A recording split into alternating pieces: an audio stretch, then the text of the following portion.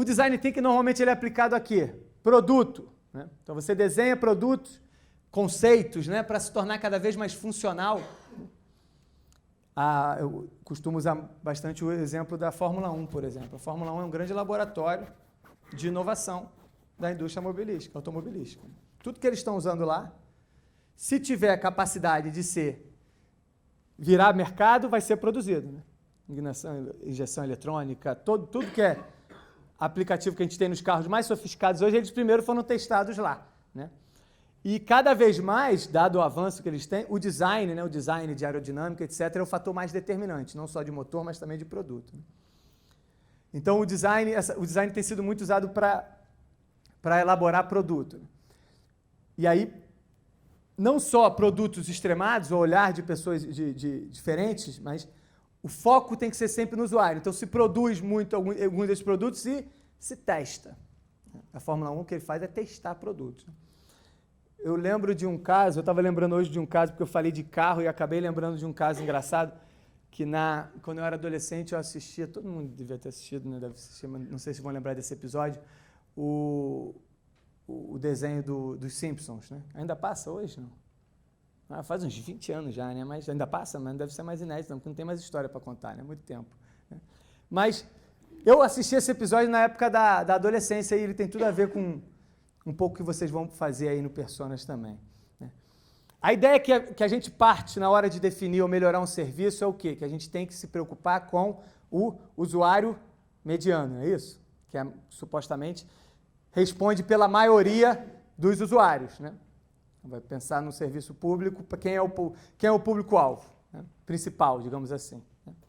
Então, lá nesse episódio, o cara convocou, o dono da indústria mobilística da cidade, lá de Springfield, convidou ele, porque o Bart, supostamente caricaturado, é o quê? O cidadão mediano americano. Então ele falou, se eu quero prototipar e testar um carro para o cidadão mediano e vender mais, eu vou chamar o Homer para fazer o desenho do carro. Então o Homer virou a estrela da empresa, ficava andando com os designers todos atrás dele, ouvindo a opinião dele. Né?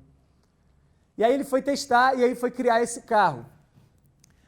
O Homer teve 3 ideias geniais. A primeira era um dispositivo que ele apertava e impedia dele ouvir as crianças. Né? As crianças ficavam lá atrás. Isso é ótimo, só existe em limusine, mas isso é excelente. O segundo era que se elas estivessem brigando muito, quem tem filho aqui, mais de um sabe que lá atrás é o caos, né? Ele tinha um dispositivo que ele apertava, saía uma mãozinha e dava tapa na cabeça das crianças. Né? E o terceiro dispositivo era ainda mais criativo, era um outro botão que ele relaxava, depois de dar tapa nas crianças e fechar a cortina, né? Tinha uma geladeira, a mão abria a geladeira, abria a cerveja e ficava botando na boca dele enquanto ele dirigia. Né? Nenhum desses 3 protótipos eram viáveis, concordam? Né? Mas davam subsídios para você, insights para você pensar alternativas. Você não pode bater nas crianças, mas você pode comprar aquele carro que tem aquela talinha lá atrás que acalma as crianças, não acalma? Né? Pelo menos as minhas se acalmavam durante um tempo, quando eu tinha esse carro. Né? Você não pode beber cerveja no carro, mas você pode beber refrigerante, café, etc., porque não tem espaço para você colocar. Né? Então, essa ideia de desenhar produtos, conceitos, a partir tanto do usuário mediano, mas também do usuário extremo, porque a grande conclusão desse desenho do Simpsons é que ele não era um usuário mediano. Né? Porque nenhum pai bebe cerveja dirigindo, assim, um pai mais consciente, ainda mais nos Estados Unidos, Califórnia, a multa é $10 mil. Né? Então, eles acabaram extremando, mas mesmo assim isso não quer dizer que não tem subsídios ou insights interessantes no exercício de vocês vai ver um pouco disso. Design para espaço, pessoal. E aí serve muito para setor público também, por exemplo, hospital, biblioteca, escola. Né? Como você transformar determinados espaços que não são amigáveis para eles serem espaços de boa experiência. Né? O design ajuda a fazer isso.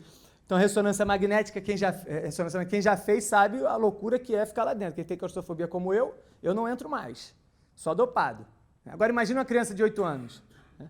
Então, você cria todo um espaço que ele fica viajando, pensando que está no submarino. Você melhora a experiência do usuário, você melhora a qualidade do serviço.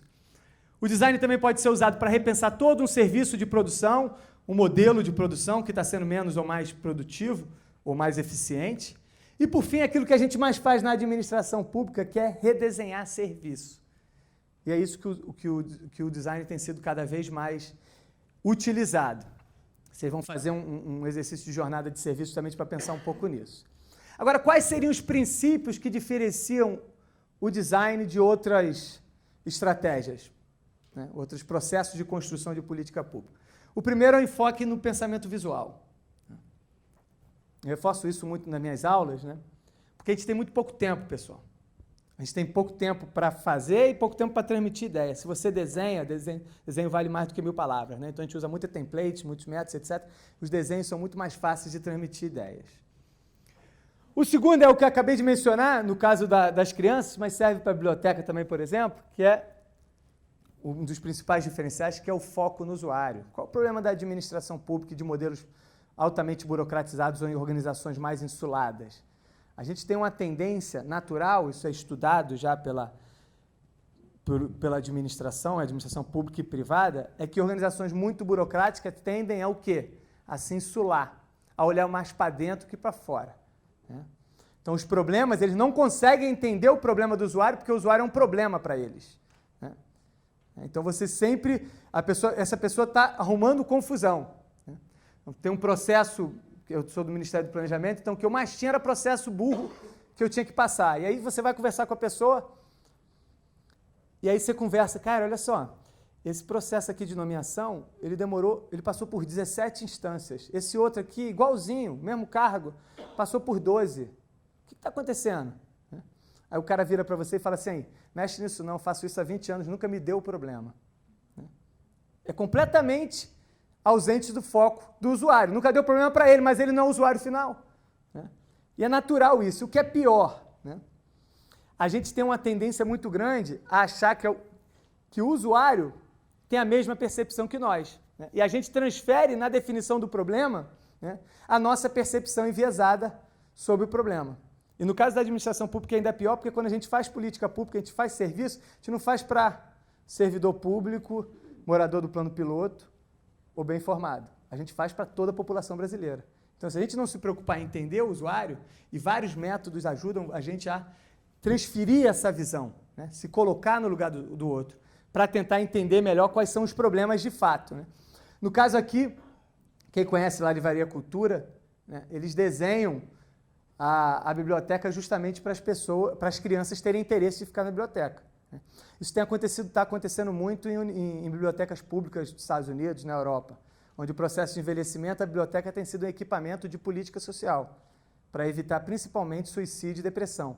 Né? Então, a gente pensa que a biblioteca vai acabar, etc. Ela não, ela está sendo usada para outra coisa.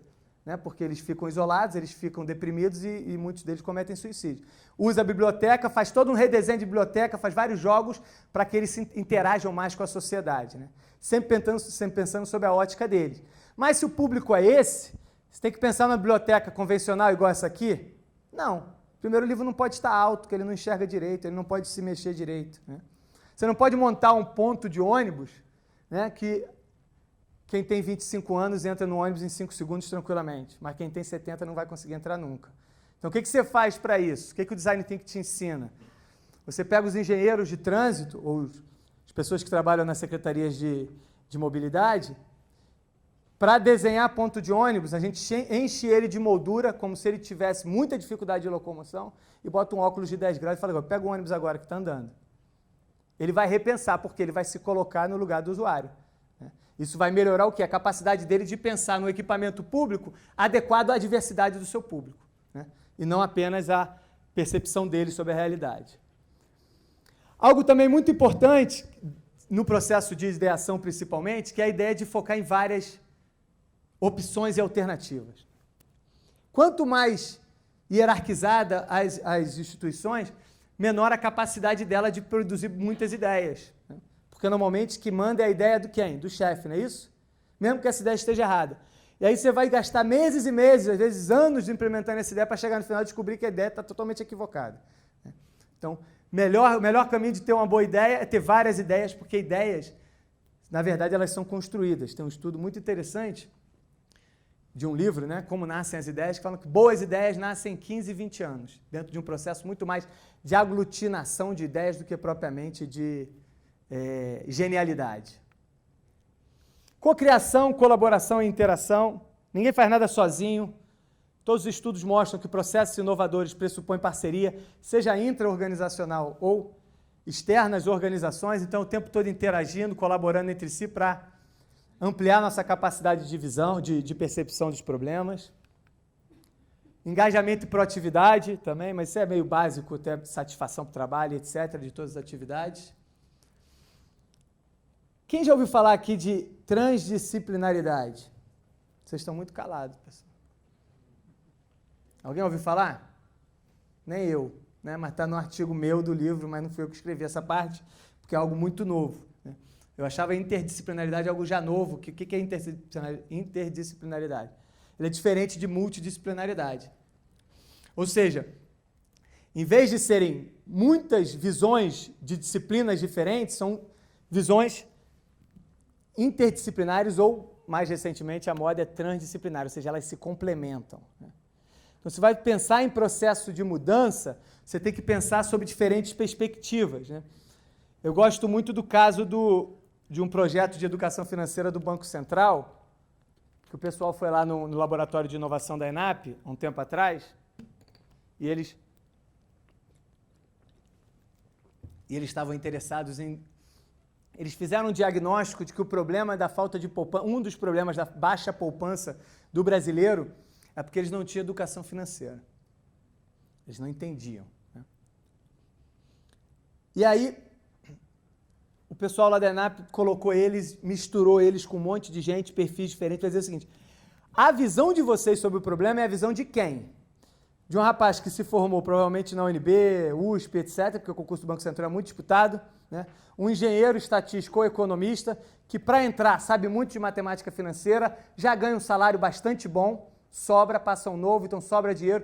Então, para eles era simples, é só aprender educação financeira que você está resolvido o problema de poupança, né? Eles é como a gente chama na literatura de group thinking. Eles são iguais que eles pensam que todo mundo é igual a eles, né? Só que se a educação financeira é para o brasileiro, todo brasileiro tem esse perfil? Não, 1% do brasileiro tem esse perfil, ou até menos, né? Metade dos brasileiros não tem dinheiro para poupar, chega no dia 20 já não tem mais dinheiro, né? Então não é um problema de educação financeira. Então quando você junta diversos outros perfis, as pessoas vão dando. Então tinha um antropólogo que falava assim: mas de onde vocês tiraram que o problema é só a educação? Tinha outro que era médico que falava assim: médico, o problema não é a educação, a gente não tem tempo para estudar, a gente só está trabalhando, está virando noite. E o médico, o que acontece? Ele não faz poupança porque ele não tem como gastar. É outro perfil, porque o jovem médico ele fica rodando de plantão em plantão. Então, quando você coloca várias pessoas com visões diferentes, você consegue melhorar a qualidade do entendimento do problema. E o grande problema e grande questão de política pública é que a gente parte de diagnósticos equivocados, né? Seja de processo como de serviço, né? Então, o Design Thinking ele faz isso na sua essência. A maior empresa de design do mundo, a IDEO, ela tem um caso no livro do Tim Brown muito interessante, que ele comenta como é que ele melhorou. Ele foi contratado pela United Airlines para melhorar o serviço de Nova York para São Francisco, né? Que é meio que uma ponte aérea americana de milionário, né? Serviço de primeira classe, que é um voo que sai do Vale do Silício para Nova York. Então os milionários pegam muito e tem muita competição. Os caras foram contratados, né? Primeira questão, você fazer esse voo, né? Então ele botou todo mundo da equipe dele para fazer esse voo várias vezes para entender os problemas, né? Mas o que surgiu mais interessante é que esse serviço ele não começa quando o cara senta na poltrona e pede o seu champanhe lá na primeira classe, né? Ele começa quando o cara acorda, né? Então o que ele botou na equipe? Nutricionista, né? Chefe de cozinha para saber o que o cara quer comer dependendo do horário, né? Pessoas do cinema para entender o que o cara quer ver na televisão, qual o perfil do cara para ver. Então, é a lógica do serviço completo, é uma jornada de serviço. E para você entender uma jornada de serviço, você tem que entender sobre diferentes perspectivas, porque ele vai lidar com diferentes perfis e diferentes anseios, angústias, etc. O Design Thinking ajuda a gente, a partir dessa premissa, a entender melhor problemas e soluções. Tentativa e erro, eu comentei, né, que inovar é tentar e errar, e a gente tem que tentar várias vezes, né, porque senão a gente nunca vai aprender com os erros, e o livro, praticamente todos os casos do livro mostram quanto que as pessoas aprendem com seus erros e vão deixando de errar e vão melhorando cada vez mais. E o último princípio é o princípio de empatia. né, que está muito relacionado ao foco do usuário, mas é um exercício diferente. O que é empatia, pessoal? Se colocar no lugar do outro, isso mesmo. Uma vez eu falei isso também e uma psicóloga me corrigiu. Ela corrigiu não, ela me ajustou. É isso, só que na verdade é um esforço de você se colocar no lugar do outro, porque ninguém consegue se colocar no lugar do outro, né? Na verdade, é a sua propensão de se colocar no lugar do outro. Você está aberto a se colocar no lugar do outro. Isso ajuda a entender também o problema, os dilemas e os anseios desse usuário.